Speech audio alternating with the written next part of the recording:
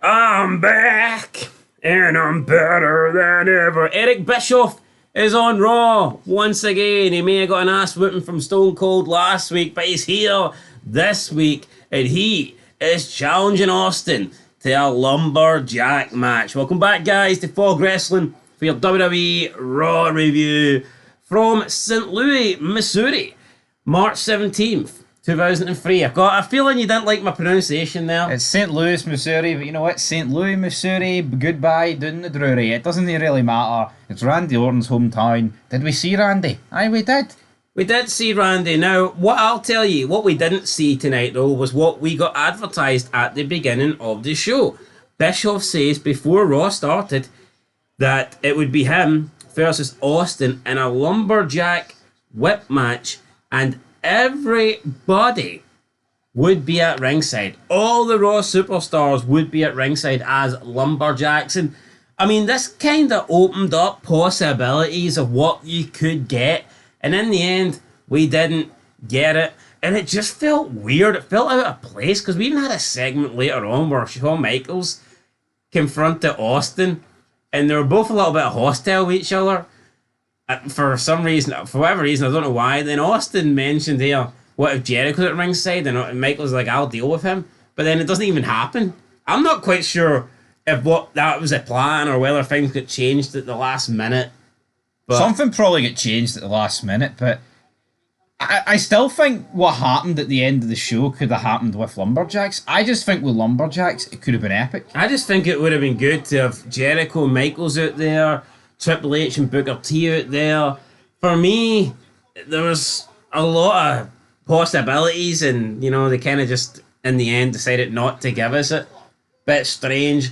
It's like, why the Shawn Michaels and Austin thing just seems so out of place now that the Lumberjack match didn't happen. Out of pocket. Now I get it. At the time that promo took place, that backstage segment, the Lumberjack match was going ahead, so I get it. But it just feels a little bit weird that it actually never went ahead. Maybe they realised here it's not a good look if The Rock and Triple H and all these guys are Lumberjacks. Alright, but do you not think they could have did something better with Shawn Michaels in on this show? Oh, absolutely. If he was not going to be a Lumberjack? No, absolutely. I don't know what they were thinking, really, but I mean, in terms of our first match, we move on for Bischoff's promo. Rob Van Dam and Kane, who are kicking off the show every week now. It's like FTR and Collision, but a much better version. I take that back. I shouldn't even mention them in the same light as those jobbers. Here, I enjoy talking about this. Let's not talk about AEW. Yeah. It doesn't exist in this time frame. Lance Storm and Chief Morley against them. He says if the Dudleys interfere, they'll be suspended without pay. I thought they were already on that. But anyway, I mean, Kane and RVD No, they're suspended, I believe, with pay. Or they'll stay suspended. They'll suspend it without pay, but if they get involved, they're going to stay suspended. How could suspend it with pay, though? You're getting paid to be suspended. Guess in WWE, though, it's you want to win titles. It's not a 9 to 5. Not Devon and Bubba Ray aren't begging to flip the burgers here. Anyway, no, they're not begging to flip the burgers, but they're going to flip the tables. Kane and RVD get the win. RVD tries to frog splash Morley after the match, but Morley rolls out the way. The Dudleys will run down. They throw Morley back in the ring. They get a table set up. It's looking like we're going to have 4 men put Morley through a table, but then the Dudleys flip the tables, pun intended, and they turn on Kane and RVD. Bubba throws RVD to the outside. RVD sold it like a motherfucker. It was a very strange flat. It was fantastic, man. I mean, RVD literally looked like he got launched by like the world's strongest man or something. This is an RVD sell.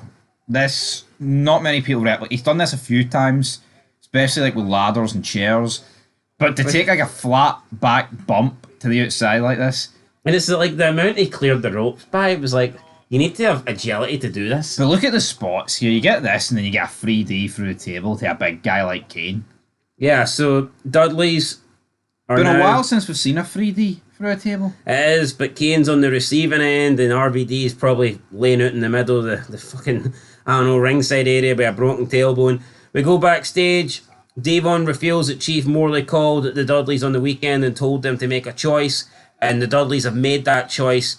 Chief Morley says the Dudleys made the right choice and they are now unsuspended and they're getting their payback. But from now on, they report to Chief Morley as part of the Eric Bischoff administration. I like the way they've done this because the Dudleys aren't heels; they're simply baby faces forced to work for heels. A bit like Shawn Michaels when he needed the money from JBL. Which is another good wee storyline going on. But I tell you something else that was good: Triple H and Ric Flair. I mean, Triple H's part wasn't so good. He's a common street thug. But it came Goldust. Yeah, right down there in the WrestleMania. Goldust.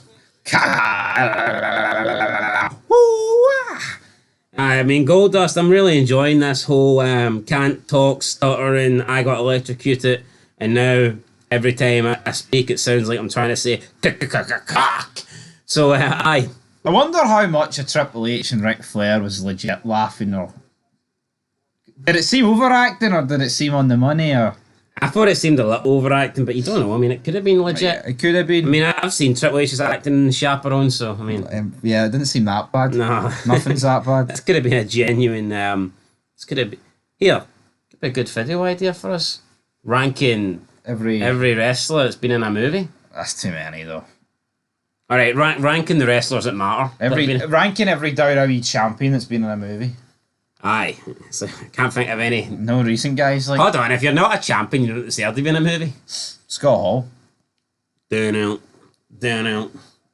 Anyway, I mean, this was great. WrestleMania. I mean, it's a pretty iconic comedy promo. This Booker T comes down though. Well, first of all, Goldust slaps the shit out of Triple H. Well, he does, but I was just want to address Booker T. Took his clothes out of Gustavo Fring's closet. Yeah, no, Booker T. Hopefully it was the only thing he took out the closet. Well, yeah, Booker T looked good tonight though. Booker T looks like a star. You can say he looks like a streak thug. He comes out, man. He's dressed the part. Aye. He looks like $1 million. Yeah. Looks like he could be an Evolution. Aye, he does. Apart from the fact they're 4 white guys and he's not. That doesn't work. Triple H just never liked black guys. Apparently, Batista. I mean, he could claim to be he's half white, half something else. I guess. What is Batista's half white? Filipino or something. Asian. Filipino. I walk alone. Down. Anyway, both the Orton and Batista aren't there. Booker T runs down to make the save. Flair gets back body dropped. Booker T goes for the bookend. Then he goes for the scissors kick. Triple H pulls Flair out the ring, saves Flair. And it gets announced next week that we're getting Goldust and Booker T versus Flair and Triple H just before WrestleMania, because when wrestling was good, we used to get big tag team matches like that before the pay-per-views, whether it be Mania, Rumble, even the random pay-per-views. You would just get big matches, and it was good. Oh, it's good. This is what it should be. This is the formula.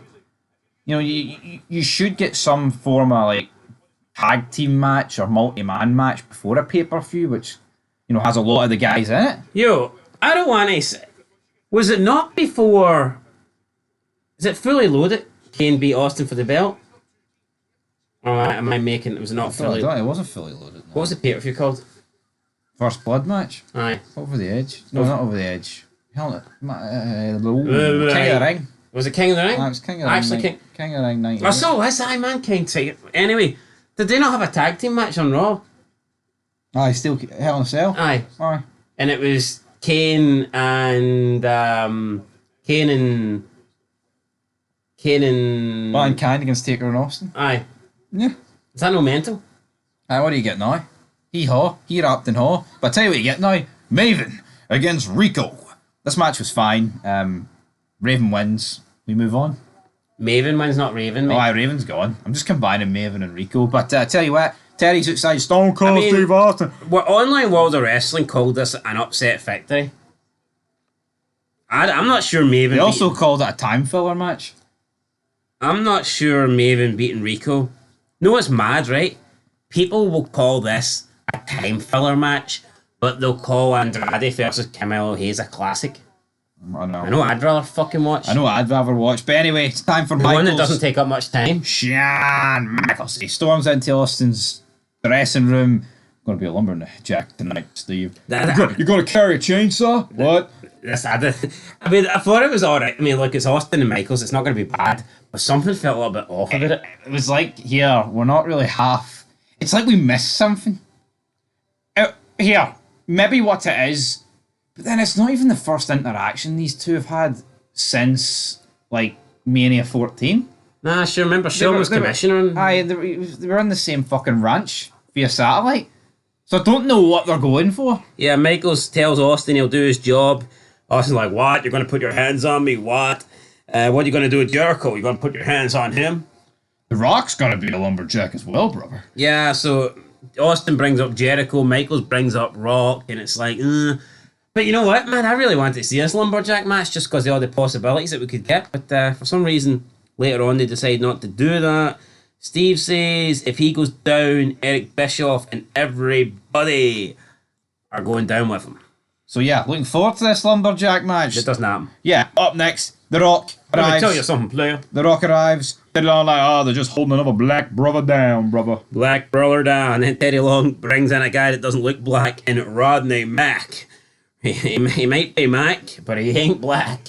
Teddy Long's got the latest issue of the WWE magazine with the Hurricane on the front cover. He's trying to hide it for The Rock, but the Rock just grabs it off him and looks and flips it over. Not impressed to see the Hurricane on it. Teddy Long says, it's alright, don't worry, nobody will remember the Hurricane beat you last week. And The Rock's adamant that didn't happen.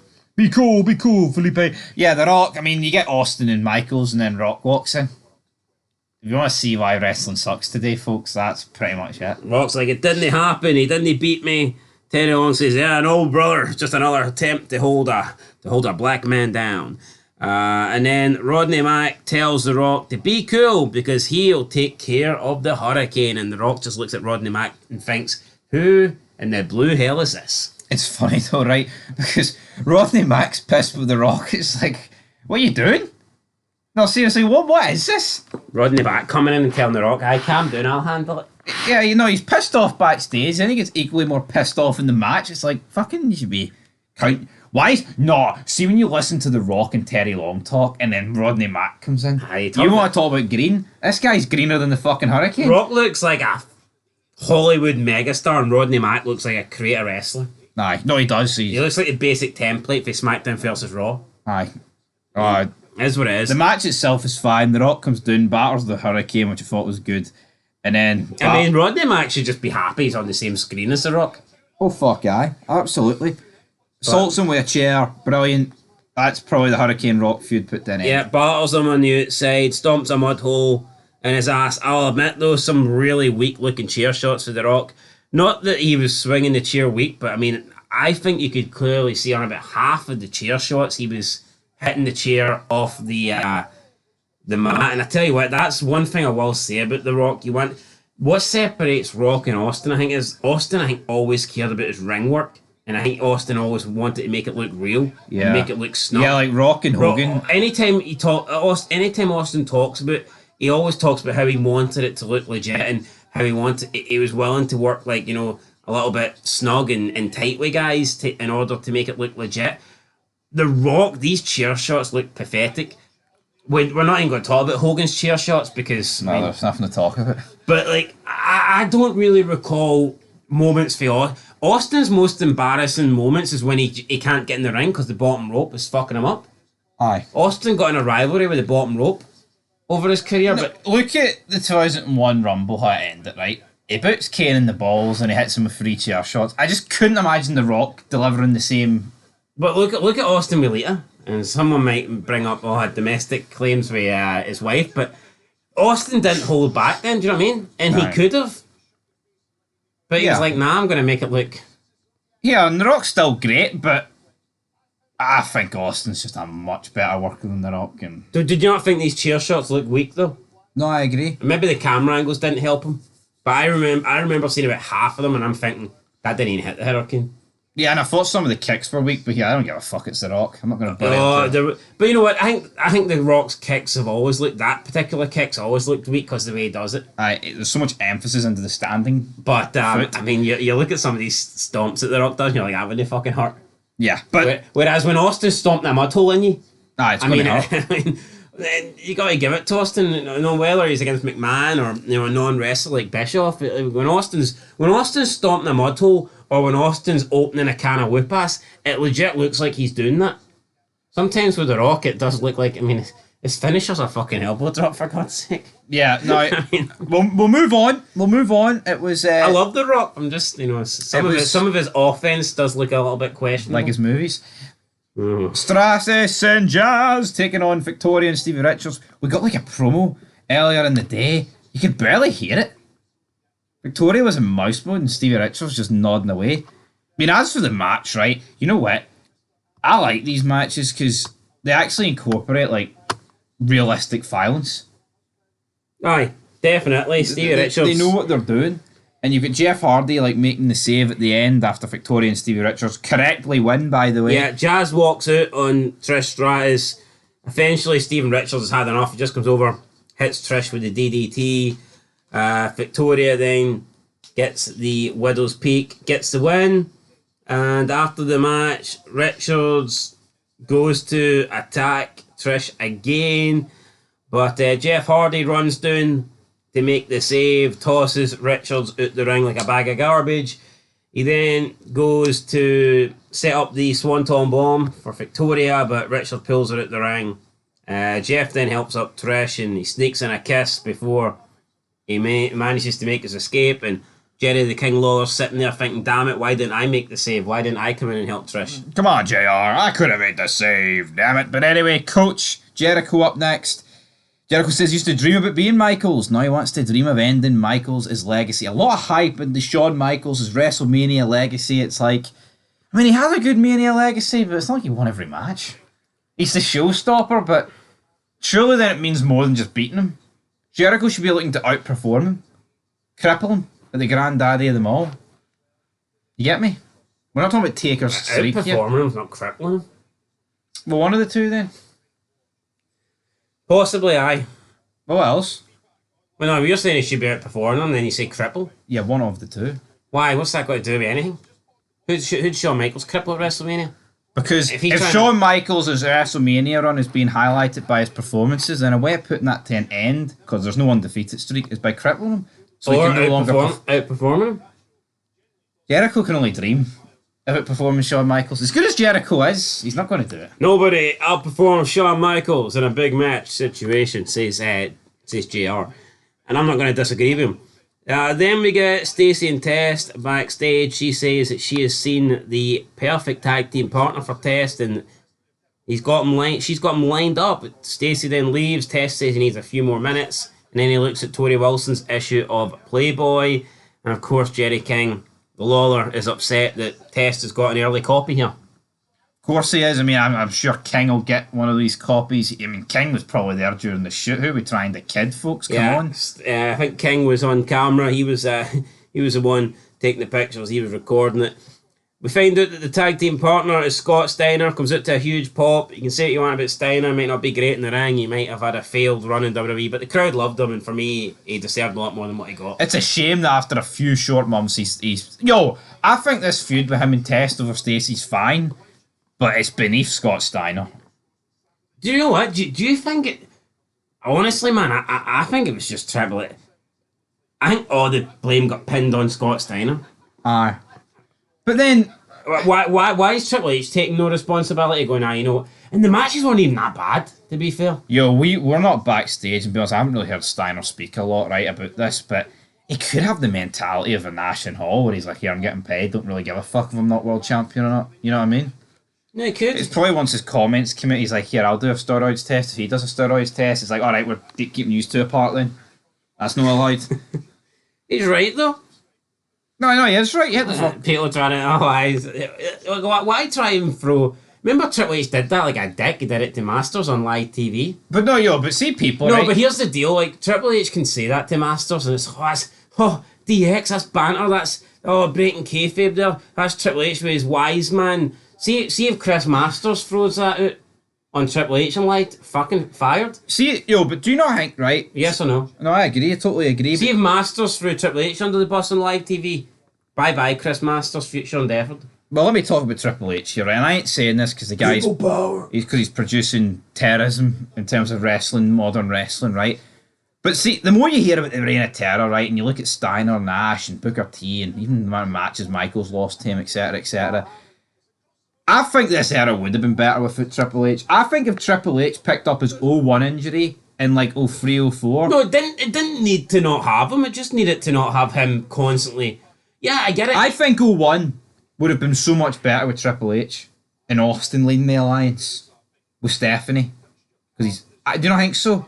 I didn't really miss Triple H though. To be No, honest. I didn't miss him. I think it would have took away from Austin. But do you agree that if you could switch the injuries, it's almost like Triple H? It would have been better if he was injured during this period. Yeah, because I just look at the main event, Raw, and I'm thinking, well, imagine if titles were changing hands every couple of months and you were mixing up the main event scenes. Look at all the different possibilities you were getting. But pretty much from like mid 2002 to mid 2004, the main event scene consisted of Triple H versus somebody else. Yeah. Now it changed. It was Triple H Michaels, Triple H Goldberg, Triple H Steiner, Triple H Booker, Triple H Kane.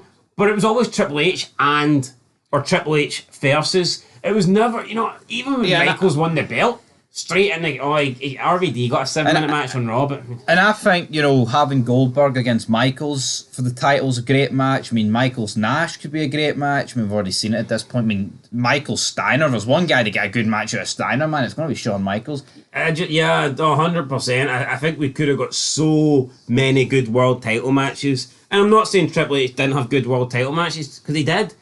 But just look at the main event scene that Raw had. And there were so many different possibilities, so many different potential matchups that we probably ended up getting them. We probably got Michaels versus Steiner, I would imagine. But it was probably a throwaway match on Raw. Yeah, I know we got Michaels Goldberg as well. Yeah, like Goldberg Steiner, you might get that. Yeah. No, I think we do get that, or is it Goldberg test and stuff? But the point is, like, you probably get those matches that are maybe a 6-minute throwaway match on Raw that maybe ends in DQ when we could have got those matches that were maybe a 15-20 minute world title match on a pay-per-view that was showcased and obviously focused on having a better match. But whatever, it didn't happen. If spots, maybes, couldas, wouldas, shouldas, didn't. Tess gets pinned after Stacey falls into Steiner's arms. Again, Jerry the King Lawler wishing that he was Scott Steiner. Please. I mean, fucking Steiner's arms are bigger than Jerry Lawler's body. The fucking damn right they are. Jerry Lawler's a guy with not much of a physique. Don't know if his arms are bigger than Jerry Lawler's magazine stat count though. I mean, no, definitely not. But I mean, this is a fine match. Tess gets beat. Jericho and Christian rightfully win, I think. Jericho needs that momentum. And here it sets up the Tess Steiner feud. But up next is Triple H Goldust. Goldust got a lot of offense in, and it was a dodgy finish via Randy Orton with a crutch over the back of Goldust's dome. Yeah, now, Online World of Wrestling criticising this, saying that Triple H pedigrees Goldust for the victory to everyone's sarcastic surprise. This Triple H won, which was obviously going to happen and should happen. How can your Triple H lose to the comedy act of Booker T and Goldust, the tag? How can he lose when he's taking on Booker T? How can he lose to the jobber of the tag team if he's going to beat Booker T? This was fine. Goldust was booked strong, and he only lost because of the attack for Orton. Goldust could win like Hurricane beat The Rock, right? But that's the only way he can win. You can't beat him clean. I don't even know what Goldust's finisher is, for fuck's sake, man. What is it? Powerbomb! But this match was fine. I enjoyed it. Up next... Is it not a reverse kind of suplex? Well, that's never beaten Triple H. Curtain call.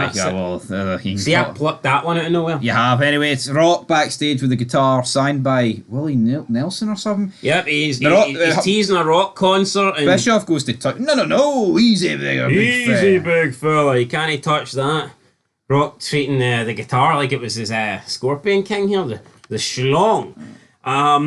Rock says he's going to do a Rock concert, and Bischoff is excited. He's like, right here tonight? He's like, no, not in this shithole. Next week in Sacramento. So yeah, Sacramento seems to be... But he tells him here, forget about the Lumberjacks, make it a no DQ match. I'll come down a few minutes in. Morley will have your back till then, then I'll batter Austin.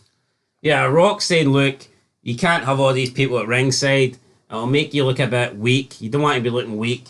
But I mean, technically a Lumberjack match, it's 50-50. They're going to give Austin and Austin and Bischoff the same treatment. I think they were just looking for any excuse not to give this the green light. this match. And not have all these people at ringside. Yeah. Anyway, Rock does come out during the match. Austin beats down Bischoff, beats down Morley. I actually thought Austin was beat. The Rock hits a stunner. Bischoff gets the 1-2.5, and then Austin just goes, well, fuck this. Hits the Rock with a stunner, hits Morley with a stunner, hits Bischoff with a stunner. 1, 2, 3. Austin's just not going to lose to these guys. I mean, that's the one These guys, it's the Rock. Yeah, well, I know, but I mean, that's the one thing I will give Rock credit for. He was willing to, maybe for a guy of his caliber, maybe he lost too much. I think he probably did. But you look at when Austin's had these many little feuds. Remember he fought Spike Dudley? Who was the other guy he fought? Was it Tajiri? Yeah. Was it Tajiri? Yeah, it was just loads of people in the invasion, but I mean, he fucking buried them. Yeah, you knew they were never going to fucking win. But with Rock, I feel like Hurricane did beat him.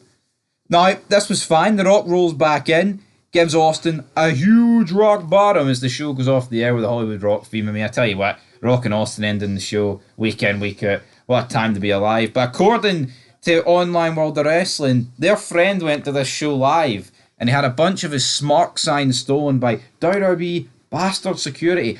See if you're going to a Raw event 2003 and you're being blessed with this roster and this event, why the fuck are you taking smart signs? Yeah, what are people say? Oh, we want 60-minute matches with the American Dragon, Bryan Danielson. Fuck that. You're getting The Rock and Austin and you guys probably want Ring of Honor pish. Their signs shouldn't only be getting stolen. They should be getting shot outside the arena because having an opinion like that, man's brain dead. Now, Online World of Wrestling also claims there was a scuffle between Bischoff and Ric Flair during the day before Raw went on the air. Interesting. I'd fancy Bischoff to kick Flair's ass. Well, Bischoff does have a background in martial art. I think Flair's the biggest fake tough guy you'll ever see. Yeah, no, I agree. I wonder what the scuffle was about, though. Like, I think X-Pac tells the truth. It doesn't strike me as a guy that would lie. See when he says that when Ric Flair takes shots, he chucks him over his shoulder? Yeah, I could believe that. He's a guy that says he was there, and is probably never there. Mentally or physically. No, but he's been in a lot of places. He has been. But anyway, we have to rate this episode of Raw out of 10. It was a weird one. I don't think it was as good as I'll give it a 7. Aye, a 7's fair. I was a bit disappointed we didn't get the Lumberjack match, and there was a few things in the middle of the show that I thought weren't necessarily great. But very good. Next week, Rock concert. You've got the big Evolution against Booker T and Goldust. I'm sure there'll be other great stuff as well. Looking forward to it. I can't wait, guys. But now we move on to SmackDown, and we'll see what Taker, Nathan Jones, A-Train, Big Show, all those guys. What those guys can cook up, brother. Big Eric Angle. Big Eric. That's plenty.